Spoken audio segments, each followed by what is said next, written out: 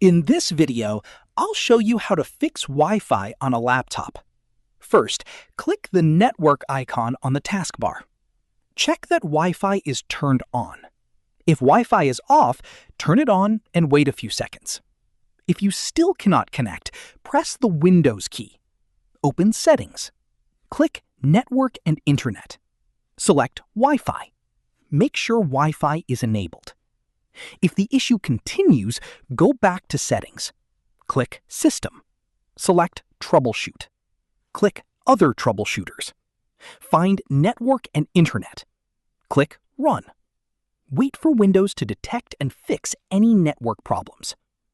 After the troubleshooting is complete, try connecting to your Wi-Fi network again. That's it. This is how you can fix Wi-Fi on a laptop. If you found this video helpful, don't forget to like the video, subscribe to our channel, and press the bell icon for more tutorials. Thanks for watching.